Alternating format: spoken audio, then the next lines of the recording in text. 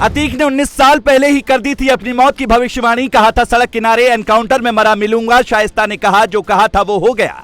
अतीक को गोली मारने वाले आरोपी बनना चाहते थे। अतीक से भी बड़ा डॉन। एक ने लड़की को मारा था थप्पड़, प्रेम में हुआ पागल, इसलिए बनना चाहता था डॉन। अतीक को मारने वालों ने पुलिस पर क्यों नहीं चलाई गोली? चश्मदीदों ने खोल दिया बड़ा राज। भुखमरी से मरने वाले तीनों आरोपियों को किसने थमाई लाखों की पिस्टल? इधर अतीक अहमद को कब्र में दफनाने की तैयारी चल रही है और उधर बाबा की पुलिस शाइस्ता परवीन को गिरफ्तार करने की पूरी कोशिश कर रही है।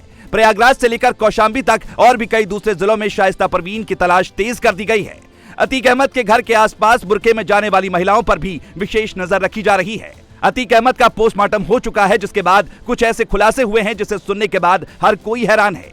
अतीक अहमद को करीब 9 गोलियां लगी थी। 3 आरोपियों ने अतीक के सिर पर रखकर उसे गोली मारी थी। अतीक पर हुआ हमला इतना जोरदार था कि वो तुरंत वहीं जमीन पर गिर गया था और वहीं उसकी मौत हो गई थी। लेकिन इस हत्याकांड में जिन पिस्टलों का इस्तेमाल किया गया, उसने अब अतीक अहमद के हत्याकांड की गुत्थी को एकदम से उलझा कर रख दिया।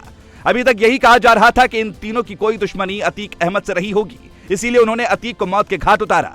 लेकिन जो पिस्टल इनके पास से बरामद हुई है वो विदेश की है। इस पिस्टल का नाम है जिगाना, जिसकी कीमत करीब 6 से 8 लाख के बीच बताई जाती है। लेकिन हैरान करने वाली बात यह है कि इसी पिस्टल से सिद्धू मूसेवाला को भी मौत के घाट उतारा गया था। इसके बारे में कहा जाता है कि अगर एक बार इससे दुश्मन पर निशाना साध दिया गया तो उसका बचना नामुमकिन हो जाता है। बताया जा रहा है कि इस तरह की पिस्टल पाकिस्तान के रास्ते भारत में अवैध तरीके से पहुंचाई जाती है।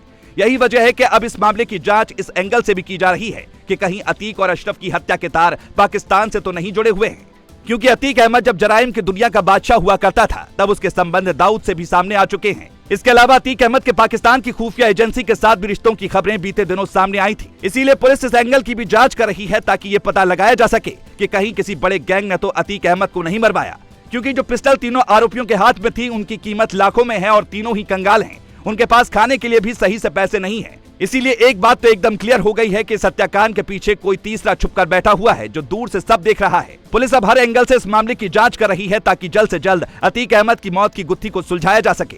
लेकिन इसी बीच अतीक अहमद की एक बात सोशल मीडिया पर बहुत तेजी से वायरल हो रही है, जिसे उसने 19 साल पहले कहा था, या तो मेरा एनकाउंटर होगा या पुलिस मारेगी या फिर अपनी ही बिरादरी का कोई सिरफिरा मुझे ढेर कर देगा और मैं सड़क के किनारे पड़ा मिलूंगा। यानी अतीक अहमद जिस रास्ते पर चल रहा था उसे ये बात अच्छे से पता थी कि उस पर आगे चलकर उसे मौत ही मिलने वाली है। लेकिन इसके बावजूद उसने अपने बच्चे को भी अपराध की दुनिया में ही उतारा।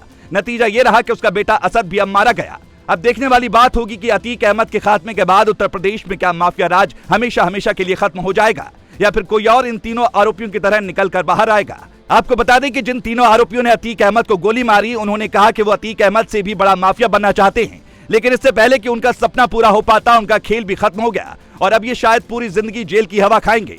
इतना ही नहीं, अब ये देखने वाली बात होगी कि योगी आदित्यनाथ किस तरह से उत्तर प्रदेश में बचे बाकी माफियाओं का खात्मा करवा पाते हैं, क्योंकि ऐसा नहीं है कि अतीक अहमद के जाने मात्र से सभी माफिया खत्म हो गए। अभी भी पूर्वांचल में कई माफिया है जिन पर एक्शन लेने का सबको इंतजार है। Bureau report.